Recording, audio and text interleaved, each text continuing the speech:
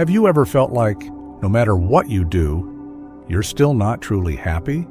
You achieve something, but the feeling doesn't last. You get what you wanted, but soon it feels empty again. Why does this keep happening? Gautama Buddha explained this long ago, and his answer was simple, but uncomfortable. There's a story. One day, a man came to Buddha and said, "I have everything I wanted, money, respect, people around me, but I still feel unhappy. Why?" Buddha didn't answer immediately. Instead, he gave the man a small cup and asked him to fill it with water. The man filled it. Then Buddha said, "Now add more."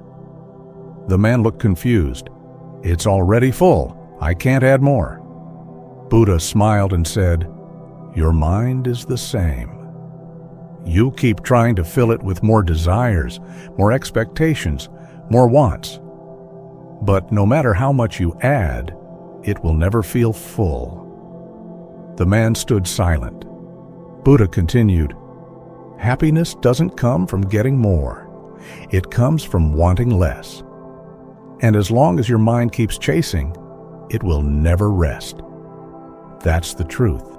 You're not unhappy because life is bad.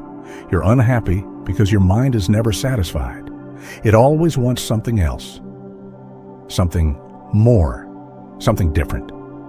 And that endless wanting is what creates suffering.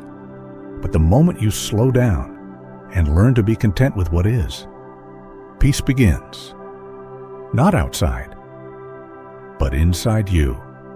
So stop chasing everything and start understanding your mind, because happiness was never outside.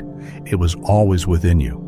If this opened your eyes even a little, subscribe to Inside of Buddha.